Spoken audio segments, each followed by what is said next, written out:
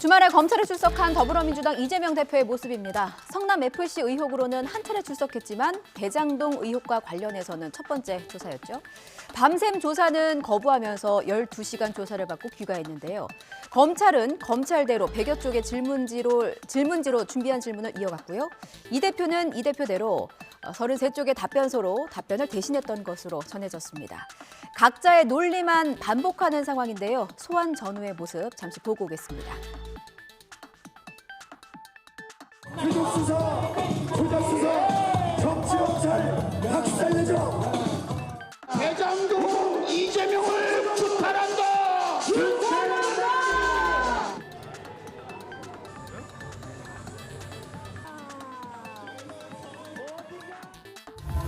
신중한 말씀 부탁드리겠습니다. 왜 이떨어요? 검찰이 출석 조사를 하지 마시죠. 하나만 여쭤볼게요. 이제 이 나라가 검사에 의한, 검사를 위한 검사의 나라가 돼가고 있습니다. 조사를 받으러 들어가면서는 왜 이렇게 떠느냐면서 취재진에게 말을 건네던 이재명 대표. 조사를 마친 뒤에는 막지 말라고 말하면서 마음의 여유를 잃은 것 아니냐 이런 해석도 나왔는데요. 검찰은 이 대표에게 2차 소환을 통보할 것으로 알려졌습니다. 이 대표가 귀가 이튿날인 어제 민주당은 이렇게 비공개 최고위원 회의를 열었습니다. 추가로 검찰 조사를 받아야 하느냐는 논의가 이뤄졌는데 응할 필요가 없지 않겠느냐는 부정적인 의견이 다수였다고 합니다. 자, 검찰 조사를 받아보니 진실을 파악하려고 하는 게 아니라 답을 정해놓고 시간만 끌려 한다는 생각이 들었다는 겁니다. 민주당은 망신주기이자 인권 침해적인 갑질 수사라고 반발했습니다. 반면 국민의힘에서는 예전에는 대통령이라도 죄 있으면 감옥 보내야 한다더니 법치와 국가 시스템마저 부정하는 뻔뻔한 정치인 처음 본다는 비판이 나왔습니다. 양당의 입장 들어보시죠. 지난 2016년 국정농단 특별검사의 수사팀장이던 윤석열 검사는 박근혜 전 대통령에 대한 수사가 공정할 것인가에 대한 기자의 질문에 이렇게 답했습니다. 검사가 수사권 갖고 보복하면 그게 깡패이지 검사입니까? 다시 윤석열 대통령에게 묻겠습니다. 증거도 없이 선거에서 경쟁했던 상대 후보에 수십 명의 검사를 투입해 조작 수사를 하고 없는 죄를 만들면 그건 깡패입니까? 검사입니까? 법치와 국가 시스템마저 부정하고 있습니다. 어이가 없습니다. 이런 뻔뻔한 정치인, 이런 당당한 범죄 혐의자 일찍이 본 적 없습니다. 벌써 수개월째 야당 대표의 범죄 혐의와 관련한 뉴스가 세상을 뒤덮고 있습니다. 억울한 점이 있다면 대표직과 국회의원직을 내려놓고 의연하게 이에 대응하면 될 일입니다. 대통령실은 이재명 대표 소환에 대한 입장 표명은 자제한 채 김건희 여사 의혹에 대한 대응에 나섰습니다. 주가 조작 의혹을 제기한 민주당 김의겸 대변인을 고발하기로 한 건데요. 주초가 될 것으로 보입니다. 박소정 기자의 보도 보시죠. 앞서 김 대변인은 지난 27일 서면 브리핑에서 김건희 여사가 또 다른 주가 조작에 관여한 혐의가 드러났다고 비판했습니다. 최근 도이치모터스 주가 조작 의혹 사건 재판에서 이른바 주가 조작 세력이 관여한 다른 종목 거래에서 김 여사와 김 여사 모친 계좌가 등장한다는 검사의 언급을 토대로 한 주장입니다. 이에 대해 대통령실은 재판 과정에서 나온 내용 일부를 마음대로 해석해 거짓 브리핑을 했다며 허위사실 유포에 상응하는 책임을 져야 할 것이라 경고했습니다. 이번에 대통령실의 고발이 이뤄진다면 세 번째입니다.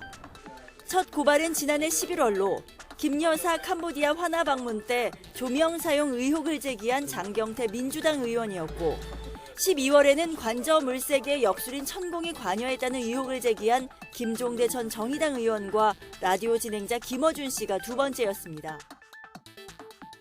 고발 방침을 세운 대통령실의 입장에 더불어민주당 김의겸 대변인은 환영한다는 입장을 밝혔습니다.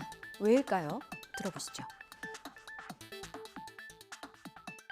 윤석열 대통령 부부가 진짜 억울하다면 김건희 특검을 받으십시오. 야당 탄압이라고 저는 생각하지 않습니다. 이 사건의 실체가 보다 명료하게 진실에 부합되게 밝혀지기를 원합니다. 그래서 이번 고발 두 손 들어 환영하는 바입니다. 김의겸 대변인의 주장은 대통령실의 고발을 계기로 김건희 여사의 주가 조작 의혹에 대해서 다시 들여다보고 실체를 밝혀보자는 건데요. 다만 윤석열 검찰은 못 믿겠으니 특검을 하자고 주장했습니다. 사실이 아닌 것으로 밝혀지면 책임지겠다고도 말했는데요. 특검의 요구를 국민의힘은 일축했습니다. 박정아 수석 대변인은 언제적부터 있었던 일이냐면서 의미 없는 일이라고 평가절하했습니다. 민주당을 향해선 이성을 찾으라고 말했습니다. 들어보시죠. 정쟁 소재로 만들고 있는 민주당의 정치 공세라고 생각합니다. 언제적부터 있었던 일인데 이제 좀 자중하고 이성을 좀 찾기 바랍니다. 이미 김건희 여사와 관련해서는 지난 정부에서부터 다 시작이 됐던 것도 여전히 특검 논의를 시작하는 것 자체가 의미 없는 일이라고 생각합니다. 국민의힘에서는 당권 경쟁이 한창이죠. 가장 몸값이 뛴 분, 바로 이분입니다. 불출마 선언과 동시에 다른 당권 주자들의 러브콜이 이어지고 있는 겁니다. 나경원 의원의 마음, 나심을 잡아라라는 말까지 나왔습니다. 너나 할 것 없이 나경원 전 의원에게 연락을 취하고 있는 것 같은데요. 나 전 의원은 아직은 관망세입니다. 역할을 할 생각이 없다는 입장을 유지하고 있는데요. 나 전 의원을 향한 당권 주자들의 발언과 나 전 의원의 발언까지 이어서 들어보시겠습니다. 문자로도 주고받은 게 있고요. 어저께 또 현장에서 만나서 상당한 시간에 걸쳐서 얘기를 나눴습니다. 공개된 자리에서 만나서 여러분 다 보신 분들은 보셨을 겁니다. 제가 더 거기에 대해서 말씀드리는 게 적절하다고 생각하지 않습니다. 저는 나 대표님의 그 결정을 존중하고 기다리겠습니다. 그냥 많은 분들이 연락이 오는 중이고요. 제가 지금은 아직 제 생각을 정리한 것도 아니고 제가 말씀드린 것처럼 이번 전당대회에서 특별한 제가 역할을 할 일은 없지 않나 이렇게 생각합니다. 그럼 나경원 전 의원의 불출마 선언으로 수혜를 입은 사람은 누구일까요? 일단 지난 금요일 발표된 여론조사 결과를 보면요.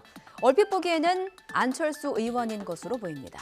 지지율이 2배 가까이 껑충 뛰었습니다. 하지만 여론조사에서 김기현 의원의 지지율이 40%를 꾸준히 유지하면서 변화가 없는 점도 주목해 볼 만한 부분이긴 합니다. 자, 안철수 의원은 추석 연휴에 김종인 전 위원장을 만난 사실이 뒤늦게 알려지면서 중도 외연 확장에 주력하는 분위기인데요. 자, 두 사람 오랜 악연이 있지요. 국민의힘 비대위원장 시절엔 김종인 당시 위원장이 정신이 이상한 사람이라고까지 말한 적이 있는데요. 안 의원이 꾸준히 김 전 위원장을 만나는 건 중도 지지층을 위한 포석이 아니냐 이런 해석이 나오고 있습니다. 자, 반면 김기현 의원은요. 주말에 대규모 출정식을 하면서 세를 과시했습니다. 전현직 국회의원과 당협위원장들이 대거 참석하면서 조직력을 결집하고 있다는 평가가 나옵니다. 아직도 체육관 선거인 줄 아느냐는 비판을 받기도 했지만 이른바 집토끼라는 고정 지지층 결집을 시도하는 것으로 보입니다. 양강 구도가 굳어지면서 두 사람의 신경전도 치열했는데요. 이번엔 대권 주자가 당대표가 되는 게 맞느냐를 놓고 공방을 벌였습니다. 들어보시죠. 다음 내가 대통령이 돼야 되겠다라고 생각이 되면 내년도 총선에 공천하는 과정에서 자기 편 사람을 넣고 싶은 유혹이 당연히 커질 수밖에 없습니다. 누가 뭐라 그래도 그걸 아니라고 부정할 수는 없을 것이다. 그러면 어떤 문제가 생기느냐.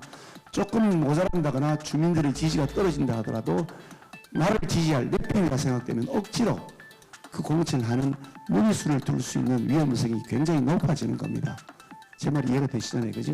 특정인을 여러분 자기네다가 얘기하면 또 특정인을 지칭한다고 자꾸 그러시는데 사실은 말씀을 드려야 될 것 같아서 말씀 드렸는데 김기현 전 대표 본인께서 스스로 울산시장 때 본인이 대권 생각이 있다고 말씀하신 바도 있습니다. 내년 총선에서 압승한 대표가 자동으로 대선 후보가 되는 일은 결코 없습니다. 대통령 임기 초반이고 그리고 그 이후로도 3년이라는 긴 세월이 남았기 때문에 그 기간 동안에 자신의 실력을 증명한 사람만이 대선에 오를 수 있습니다. 그래서 그거는 아마도 대선에 대해서 직접 경험을 안 해보신 분의 그런 단견이라고 생각합니다. 김기현, 안철수 의원 양강 구도에 윤상현, 주경태 의원까지 현재 국민의힘 당권 경쟁 구도는 이런데요. 남은 건 유승민 전 의원의 선택입니다. 오는 2일과 3일이 후보 등록이니까요. 이제 사흘 남았습니다.